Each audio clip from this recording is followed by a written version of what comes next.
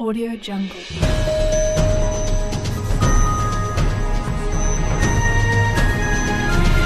Petrol diesel का दाम और रसोई गैस का दाम घटेगी उस टैक्स को हटाने से। वो जब हटा देंगे और वो जब घटेगी तब उसका असर बाकी सब पदार्थों पे पड़ेगा, क्योंकि ट्रांसपोर्ट के लिए जो खर्चा दे रहे हैं वो जब घटेगा तो बाकी दाम भी घटेंगे। दूसरी ओर से तो हम कह रहे हैं कि ये टैक्स जो लगाए हैं पेट्रोल डीजल वगैरह इस पर, उसको आप हटाइए। दूसरी ओर से जीएसटी, आज नया वो जीएसटी की टैक्स लगा दी खाने की चीजों के ऊपर। अरे इतने मूर्ख है, इतना नहीं समझ में आता उनको कि देश की आजादी के पीछे एक बहुत बड़ा आंदोलन का आयोजन किया था महात्मा गांधी जी, जिनके नाम पर यह मैदान है।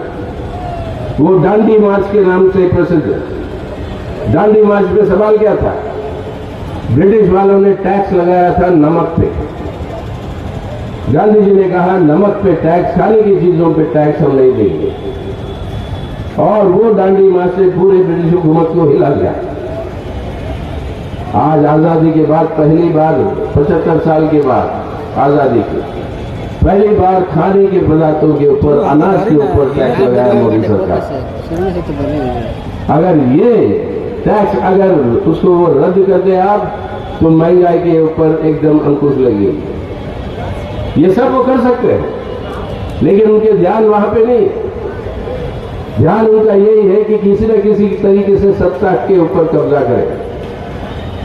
आज ये नौबत आ गई कि आज ये बताया गया कि 5 जो राज्यों में, छोटे छोटे राज्यों में जो चुनाव हुए, उन 5 राज्यों में 2 या 3 महीनों के अंदर 915 करोड़ रुपए बीजेपी की केंद्रीय दफ्तर ने उन इकाइयों को दी।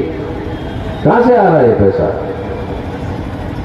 अगर देश के अंदर गरीबी बढ़ रही है, भूखमरी बढ़ रही है, महंगाई हो रही है, बेरोजगारी बढ़ रही है, और कहां से आ रहा है पैसा? ये भाजपा के पास। वही जिस सरमाएदारों के लिए आप जो है देश की संपत्ति बेच रहे हो, पूरी की पूरी जो संपत्ति जो उनको बेचकर उसका फायदा जो है आपको राजनीतिक चंदे में आपको जो मिल रहा है, नए नए कानूनी तरीके बनाए इलेक्ट्रल बॉन्ड्स के, उस पैसे का दुरुपयोग करते हुए, इस्तेमाल करते हुए जो चुनी हुई सरकारें हैं, उन सरकारों को भी गिराकर अपनी भाजपा की सरकार बना रहे। ये विचित्र किस्म की जनतंत्र को लिया है मोदी साहब हमारे देश में कि